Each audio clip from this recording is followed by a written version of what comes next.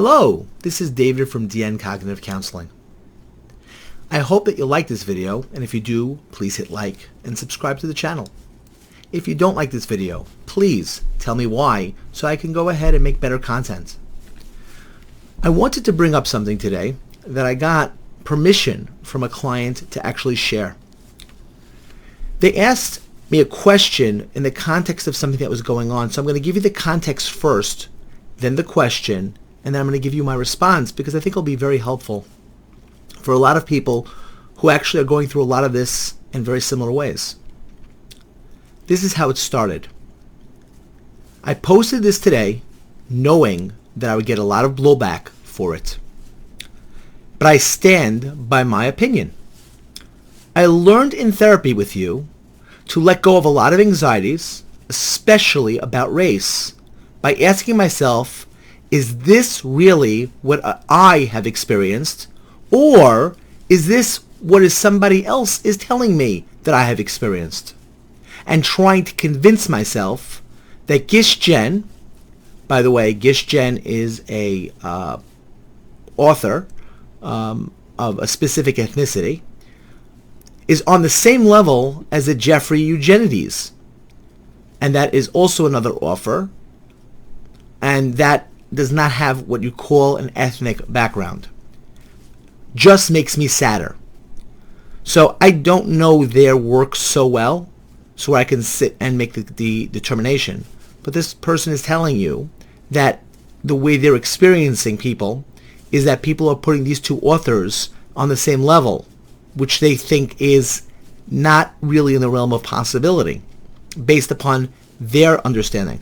Just to give you a little bit more background, this person is a writer and very much involved in literary work. They make it themselves, and they also know the history. Okay.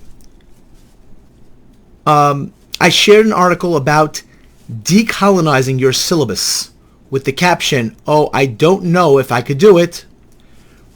Probably best I don't teach. I choose to focus on studying the waspiest of writers, and the few ethnic classes I was forced to take had such inferior literature."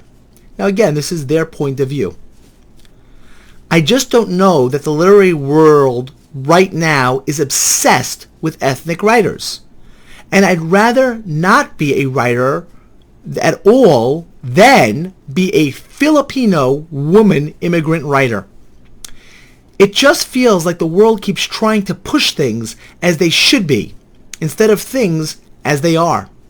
Like we all want the ethnic literature to be on par with the traditional Western canon, but it's not. And even when I say things like this, well, Eugene O'Neill can be considered an ethnic writer, every person comes out with whatever, another white man. And I don't want my writings to be just regulated as ethnic writing, even if it's pop culture thing to pretend that it's somehow better than all these, quote, white writers.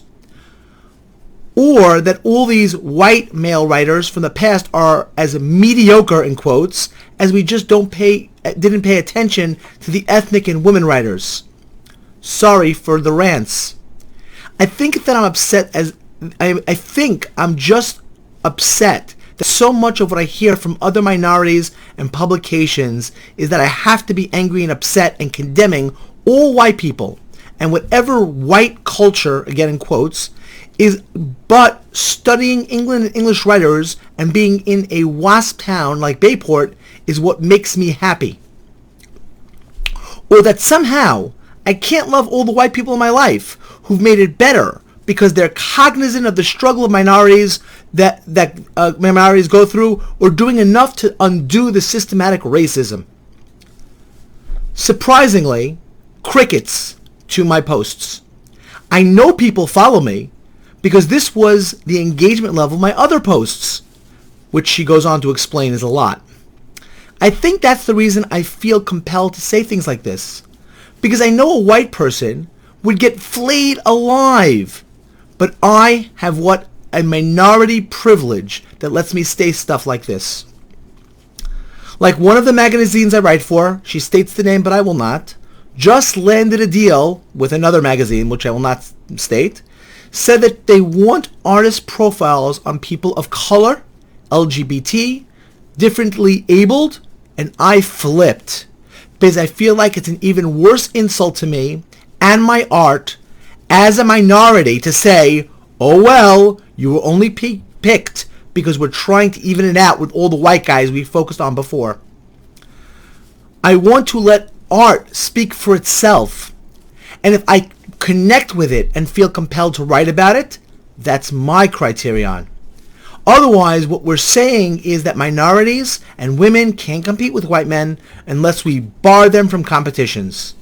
So we haven't bested our captors, in quotes. I want racism and sexism to end. I don't want my turn as master. Now, and again, I'm just going to, and FFS, and you can look up what that means if you like. The Irish, Italian, Jewish, Polish, etc. weren't white 100 years ago.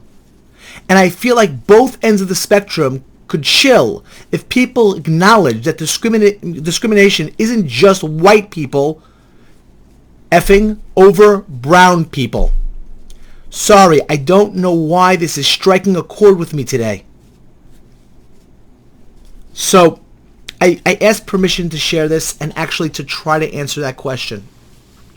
Why is that striking such a chord? The fact is, all of us want to be known for what our talents and abilities are. We all want to know what we contribute. But if the field feels unfair for any reason, then it's going to feel like we're diminished in some way. This person takes their art incredibly seriously, and I have a lot of respect for them. They are a person that believes in what they're doing and what they're expressing. I mean, I feel honored in the way that they share with me their writings and their talent. But when we watch what goes on in the world and we see that people are being put up on pedestals not because of their abilities or talent, it doesn't matter if they're being put up because they're white or because they're black or because they're Hispanic or Filipino. If the reason why they're being put up has nothing to do with their ability, then in a sense what ends up happening is we become resentful of it. I will share with you, I enjoyed past tense, the show America's Got Talent. I like to see what people can do, their abilities, the different forms of talent. But the show has turned into America's Got Sympathy, where it's not always the best acts that go on, but the best storylines. This person had their father die. This person has cancer. This person has disabilities. This person has this. It's all a matter of what the storylines are.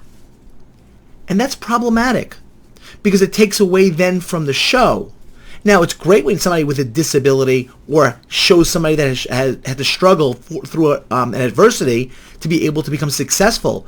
We all love that. That's why the Rocky story is so loved by most people. Because it is the underdog working and clawing his way to the top. And the irony is, in the first Rocky movie, he actually doesn't. But because he stayed the course and actually made it through, that in itself was the victory. We've lost that to a certain degree. We get to the idea of saying, why isn't everything equal for everybody? And it's just not reality. We don't ask this question, why isn't the basketball courts equally? Right? We don't say, or baseball fields, or football fields. Because we want to see the best people on those fields. The reality is, if we were to say, you know something, we're going to start putting quotas on how many 4'3" people and how many 5' people and how many 6' people you can have on a team, it would change the entire dynamics of these sports. It would also take away from the ability and the enjoyment of watching these things. We as people emotionally want to reach our potential. We strive for it. It makes us feel good. By creating these other narratives that then fall into our perception, then cause us a lot of problems.